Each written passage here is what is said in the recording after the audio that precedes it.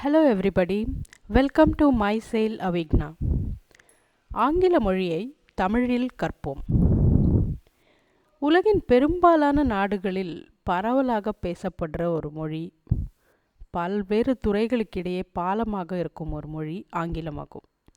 இதை நம் எவ்வளோ அழகாக புரிந்து கொண்டு ஆழமாக புரிந்து கொண்டு படிக்கிறோமோ அந்த அளவுக்கு நம்மளால் சரளமாக ஆங்கிலத்தில் பேசவும் எழுதவும் முடியும்.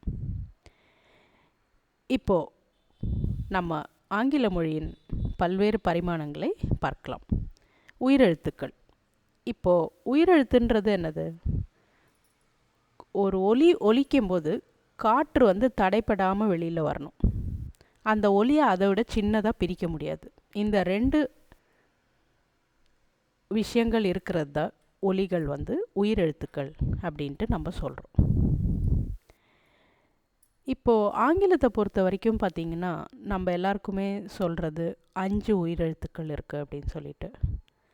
ஆனால் 1886ஆம் ஆண்டு பாரிஸில் துவங்கப்பட்ட இன்டர்நேஷ்னல் ஃபோனட்டிக் அசோசியேஷன் வகுத்துள்ள அட்டவணைப்படி ஆங்கிலத்தில் மொத்தமாக 20 உயிரெழுத்துக்கள் இருக்கின்றன. இதை எவ்வளோ ஆழமாக நம்ம கற்றுக்கிட்டு படிக்கிறோமோ அந்த அளவுக்கு நம்மளால் ஆங்கிலத்தை சுலபமாக கற்றுக்க முடியும். இப்போ தமிழ் உட்பட பெரும்பாலான இந்திய மொழிகளில் பார்த்திங்களா நிறைய உயிரெழுத்துக்கள், மெய் எழுத்துக்கள், துணைக்கால் எழுத்துக்கள், உயிர்மெய் எழுத்துக்கள், சிறப்பு குறியீடுகள் அப்படின்ட்டு பல விதமான வடிவமைப்புகள் இருக்கின்றன. அதனால் அந்த இந்திய மொழிகளெல்லாம் பேசுகிறதுக்கும் எழுதுறதுக்கும் ரொம்ப சுலபமாக இருக்குது. ஏன்னா ஒவ்வொரு சத்தத்துக்கும் ஒரு வடிவம் இருக்குது, ஒரு எழுத்து இருக்குது. ஆங்கிலத்தை பார்த்திங்கன்னா அது போல் இல்லை. ஒலிகள் அதிகமாகவும் எழுத்துக்கள் குறைவாகவும் இருக்கிறது. அதனால் பல்வேறு சமயங்களில் அதே எழுத்துக்களை நம்ம வேறு வேறு ஒலிகளுக்காக பயன்படுத்துகிறோம். இதை சவுண்ட் சிம்பல் இம்பேலன்ஸ் அப்படின்ட்டு நம்ம இங்கிலீஷில் சொல்லுவோம். அதாவது ஒலி அண்ட் வடிவம் ரெண்டும் சமமாக இல்லை ஆங்கிலத்தை பொறுத்தவரை. இன்னொன்று வித்தியாசமான ஒரு விஷயம் ஆங்கிலத்தில் என்ன இருக்குது அப்படின்னு பார்த்திங்கன்னா, ஒரு எழுத்து இருக்குது. பெரும்பாலான இந்திய மொழிகளில் எழுத்து இருக்கும், எழுத்தோட ஒலி தான் அந்த எழுத்தோட பேரும் கூட. இப்போ ஆன்னு ஒரு எழுத்தை பார்த்திங்கன்னா அதோட ஒலி அ, பேரும் அதே தான். அதனால் குழப்பமே கிடையாது. ஆங்கிலத்தை பொறுத்த வரைக்கும் ஒரு எழுத்துக்கு ஒரு பெயர் உண்டு, அண்ட் அந்த எழுத்து குறைவான எழுத்துக்கள் இருக்கிறதுனால அதே எழுத்து பல விதமான ஒலிகளோட பயன்பாட்டில் இருக்கும்.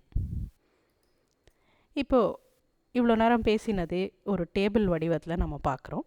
இப்போ பார்த்திங்கன்னா இந்திய மொழிகள், பெரும்பாலான இந்திய மொழிகள் மற்றும் ஆங்கில மொழியை நம்ம கம்பேர் பண்ணி பார்க்கலாம். இப்போ பார்த்திங்கன்னா உயிரெழுத்து இருக்குது, மெய்யெழுத்து இருக்குது, துணைக்கால் எழுத்து ஆங்கிலத்தில் இல்லை. இதனால் மிகப்பெரிய ஒரு சமன்பாடு இல்லாமல் இருக்குது. ஏன்னா துணைக்கால் இருக்கிறதுனால ஒவ்வொரு உயிரெழுத்து மெய்யெழுத்தையும் சேர்க்கும் போதும் நம்மளால் ஒரு புது வடிவம், புது சத்தம் ஏற்படுத்த முடியுது. ஆனால் ஆங்கிலத்தில் மறுபடி இதே உயிரெழுத்து இல்லை மெய்யெழுத்தையே தான் நம்ம மாற்றி மாற்றி போட வேண்டியதாக இருக்குது.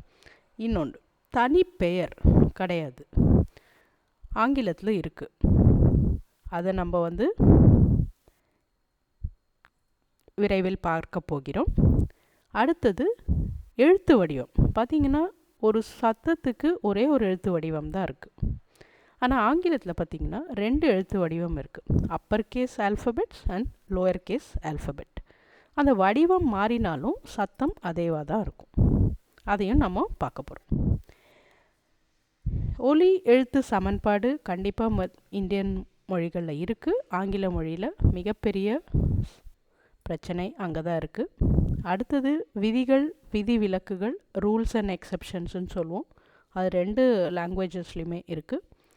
ஓசை இல்லா எழுத்துக்கள், அதாவது சைலண்ட் லெட்டர்ஸ் அப்படின்ட்டு அது இந்திய மொழிகளில் கிடையவே கிடையாது. ஆங்கிலத்தில் பல தடவை எழுதும்போது எழுதுவோம், ஆனால் அந்த எழுத்துக்கு சத்தம் நம்ம சொல்ல மாட்டோம். அதையும் நம்ம உதாரணத்தில் பார்க்க போகிறோம். உச்சரிப்பு முரண்பாடு கிடையாது இந்திய மொழிகளில். ஏன்னா ஒரு சத்தத்துக்கும் ஒரு எழுத்து இருக்குது. அதனால் உச்சரிப்பு ஒரே மாதிரி தான் இருக்கும். அந்தந்த எழுத்தை நீங்கள் ஒலியோடு சொல்லிகிட்டே போனீங்கன்னா அப்படியே அந்த வார்த்தை வந்துடும். ஆனால் ஆங்கிலத்தில் அது இல்லை. இப்போ ஆங்கிலத்தில் பார்த்தீங்கன்னா இலக்கண முரண்பாடும் நிறைய இருக்குது. ஏன்னா ஒரு விதி இருக்கும், அந்த விதிப்படி ஒரு சில எழுத்துக்கள் ஒரு சில வார்த்தைகள் விதிவிலக்குன்ட்டு நம்ம நினச்சிட்ருப்போம். ஆனால் திரும்பி பார்த்தீங்கன்னா அதே விதிவிலக்கு அந்த விதிவிலக்குக்கு ஈக்குவலாக இல்லாமையும் பல்வேறு எழுத்துக்களும் சத்தங்களும் இருக்குது. இந்த முரண்பாடு நம்ம போக போக கவனிப்போம். அதே மாதிரி வேற்றுமொழி கலவை அப்படின்னு பார்த்திங்கன்னா பெரும்பாலான இந்திய மொழிகள் அவங்களுடைய சொந்த மொழியில் தான் பல்வேறு வார்த்தைகள் சொற்றொடர்கள் வச்சுருக்காங்க. ஆங்கிலம்னு பார்த்திங்கன்னா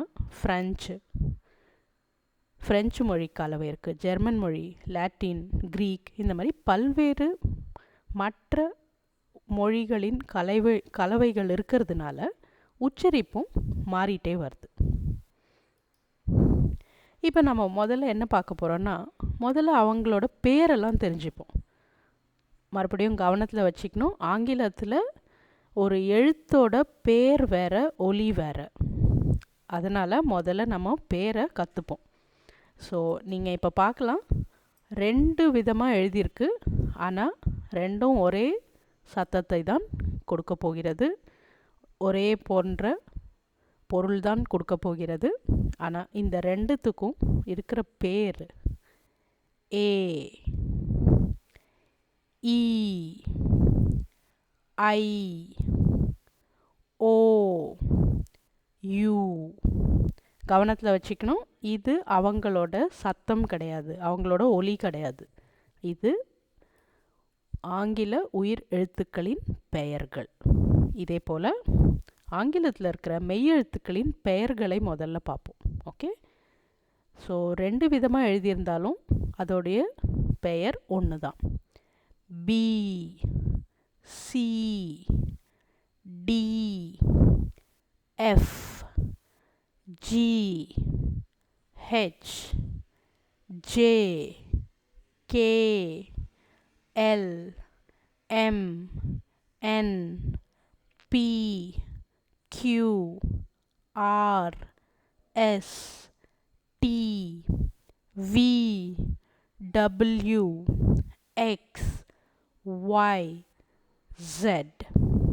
இப்போ நீங்கள் கவனத்தில் கொள்ள வேண்டியது என்னென்னா, எஃப், ஒய், ஜெட் இந்த 3 எழுத்துக்கும் சமமான தமிழ் எழுத்து கிடையாது. அதனால் நியரஸ்ட்டாக என்ன எழுத்துக்கள் நம்ம உபயோகப்படுத்துவோம் அதை நம்ம இங்கே போட்டிருக்கோம். ஸோ இது ஆங்கில மெய்யெழுத்துக்களின் பெயர்கள். இப்போ நம்ம முதல்ல தமிழ் தெரிஞ்சதுனால நம்ம தமிழோட அ அப்படின்ற ஒரு ஒலிக்கு எந்தெந்த ஆங்கில எழுத்துக்கள் உபயோகமாகும் அப்படின்ட்டு பொறுமையாக பார்க்க போகிறோம். ஓகே, என், பெயர், யூ. இப்போ நீங்கள் பார்த்தீங்கன்னா இது கேபிட்டல் யூன்னு சொல்லுவோம், இதை ஸ்மால் யூ அப்படின்ட்டு சொல்லுவோம். ஆனால் நான் போடும் ஒலி அ. ஸோ இதை யூன்னு படித்தா கூடியும் அதோடைய வார்த்தைகள் வரும்போது அதோடைய ஒலி அ அப்படி தான் இருக்கும். நம்ம எக்ஸாம்பிள்ஸ்க்கு போகிறதுக்கு முன்னாடி இதை கவனத்தில் வைப்போம். இனி வரும் எல்லா வீடியோலையும் நம்ம சில வண்ண கலவைகள் உபயோகப்படுத்த போகிறோம். எதனாலனா வண்ணங்களால் நம்ம கற்றுக்கும்போது நம்ம பிரெயின் மிக அதிகமாகவும் வேகமாகவும் எல்லா விஷயங்களையும் நினைவில் வச்சிக்க முடியும். இப்போ நீங்கள் பார்த்தீங்கன்னா பச்சை நிறம் எதுக்குன்னா, எங்கெல்லாம் உயிரெழுத்து வருதோ அங்கெல்லாம் நம்ம பச்சை நிறம் யூஸ் பண்ணியிருக்கோம். சிகப்பு நிறம் மெய்யெழுத்துக்காக, கருப்பு நிறம் உயிர்மெய் எழுத்துக்காக, இல்லைன்னா ஆங்கிலத்தில் ஒலிக்கலவைன்னு நம்ம சொல்லுவோம், பிளெண்ட்ஸ் அப்படின்னு சொல்லுவோம். அண்ட் சாம்பல் நிறம் ஒருவேளை அந்த எழுத்து சைலண்ட் லெட்டராக, ஓசை இல்லாத எழுத்தாக இருக்கும்போது நம்ம, இல்லை ரேர் அதிகமாக உபயோகப்படுத்தாத எழுத்தாக இருக்கும்போது நம்ம உபயோகப்படுத்துகிறோம் சாம்பல் நிறம். இப்போ நீங்கள் இங்கே பார்த்தீங்கன்னா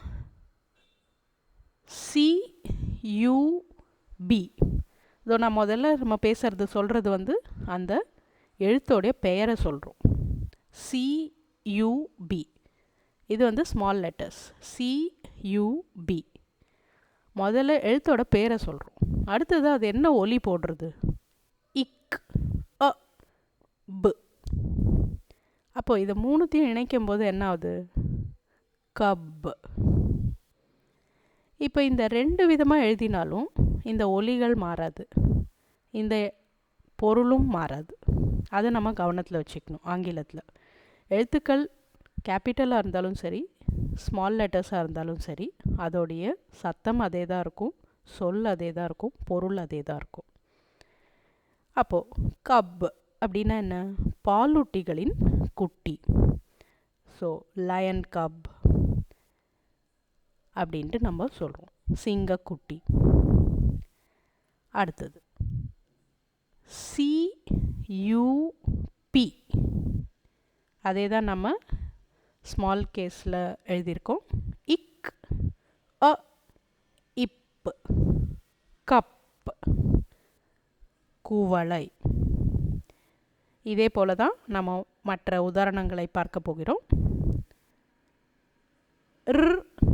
அ, இப், ரப், தேய். இட், அ, இப், டப், தொட்டி.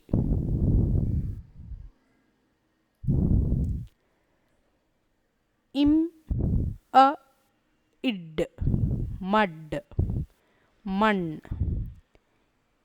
இப், அ, இட், பட், மொட்டு.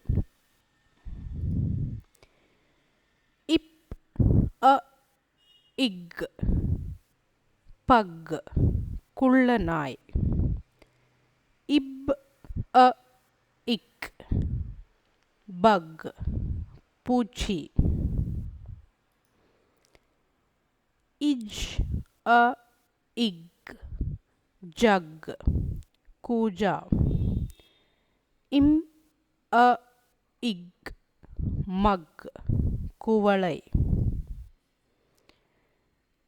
இட், அ, இக், டக், தோண்டுதல்.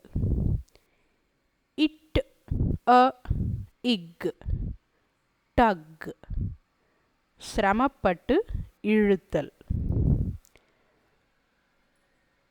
இப்போ இதை கவனிக்கணும் நீங்கள். இப்போது முதல்ல ஆங்கிலத்தில் எப்படி இதை பேரோட சொல்கிறோன்னா CLUB, அதே தான் நம்ம ஸ்மால் கேஸ் லெட்டர்ஸில் எழுதியிருக்கோம். இப்போ சியோடைய சத்தம் பார்த்தீங்கன்னா இக், இல், அ, இப். இப்போ பொதுவாக பார்த்திங்கன்னா தமிழில் வந்து நம்ம ரெண்டு மெய் எழுத்தை சேர்க்க மாட்டோம். ஆனால் ஆங்கிலத்தில் பல தடவை அந்த மாதிரி ரெண்டு மெய்யெழுத்துக்கள் நம்ம சேர்ப்போம். அப்படி படிக்கும்போது கவனத்தில் வச்சுக்க வேண்டியது நம்ம அந்த சத்தங்களை. ஓகே, ஸோ முதல்ல வரதும் ரெண்டாவதையும் சேர்த்து படிக்கணும்.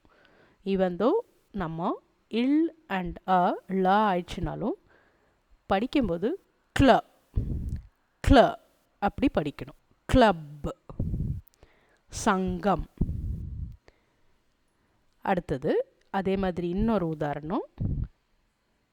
பி, பேர் முதல்ல சொல்கிறோம், அந்த எழுத்தோட பேர், அது அதோட சத்தம் கிடையாது, ஞாபகம் வச்சுக்கணும். ஆங்கிலத்தில் PLUG, அதே தான் ஸ்மால் கேஸ் லெட்டரில் எழுதியிருக்கோம். ரெண்டுத்துக்கும் ஒரே ஒலி தான். ஸோ இப், இல், அ, இக். ஸோ நம்ம இந்த முதல்ல இருக்கிற மெய்யெழுத்தை அப்படியே வச்சுட்டு அடுத்ததை மெய்யெழுத்தையும் உயிரெழுத்தையும் இணைச்சிடுறோம். So plug, அடைப்பான். இது போல் மேலே அடுத்து அதிகமான உதாரணங்களோட அடுத்த வீடியோவில் உங்களை சந்திக்கும் வரை நன்றி, வணக்கம். We will meet again. Thank you.